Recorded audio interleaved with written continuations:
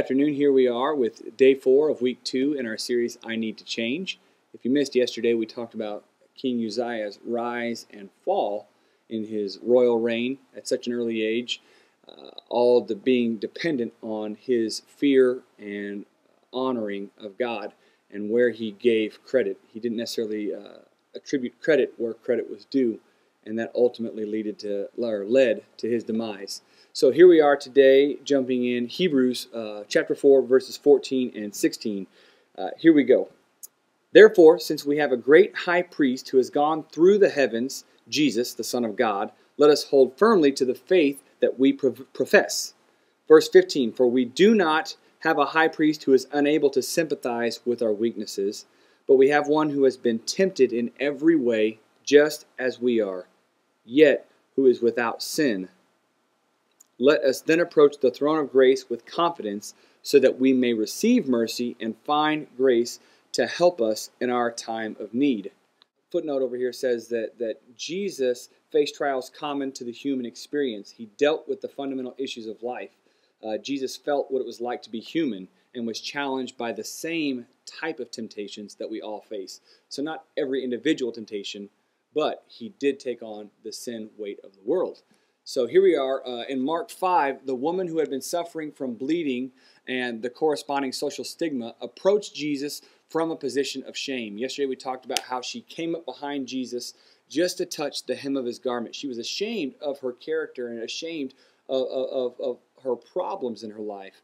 And so she just thought, if I could just get up and touch the hem of his cloak, the hem of his gown, then she could avoid the attention. So she approached from behind in hopes of getting just a healing touch from the hem. So a healing touch. Even though she merely hoped to touch his garment, it turned into so much more. When the woman was found out, she came to Jesus, she fell at his feet, and trembling with fear, she told him the whole truth. She came clean about everything that she was embarrassed of, everything she was afraid of. She bore it all to Jesus, and in that moment, Jesus honored her. He acknowledged her in front of the crowd. In fact, it says that he even referred to her as daughter. So he doesn't just acknowledge that the woman exists, but he says daughter, and he publicly recognized her for her faith. He even healed her right there in front of the crowd.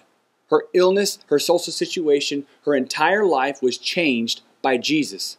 Why? Because of her faith in him. If you have reached out to Jesus for healing, your life has been changed as well. Jesus doesn't just fix, the extremities and say, here, I'm going to fix your broken arm, or I'm going to fix, your limp. But he changes you from the inside out. These are superficial things. So it says that she was changed by Jesus. If you've reached out to touch Jesus for healing, your life has been changed as well. You no longer have to creep up in shame behind Jesus. You no longer have to be defined by the social stigmas from your past. Jesus died for our sins from the past, the present, and for the sins of our future. He died for them all. You have the opportunity to go in peace and be freed from your suffering because Jesus has changed you. Yet so many times we don't live in this new peace and in this new freedom. We revert back to our old ways of shame. We go back to it. But that's not what God has designed for us. God has paid the penalty for our sins so that we can approach God with confidence. We no longer have to shamefully bring our needs to God with our heads down. We can have a face-to-face encounter. Now we can confidently approach God because Jesus paid the price. We can have a face-to-face encounter. We don't have to sneak up from behind afraid of that. Jesus gave us that opportunity. Now the least that we can do is not make that his sacrifice have happened in vain. We can approach God because of Jesus. Hope this has been helpful. God is doing some amazing things in people's lives. I thank you for the comments that you share with me. It's an encouragement, and it lets me know that people are watching these and that they have a purpose. So thank you so much. I'll see you tomorrow. God bless.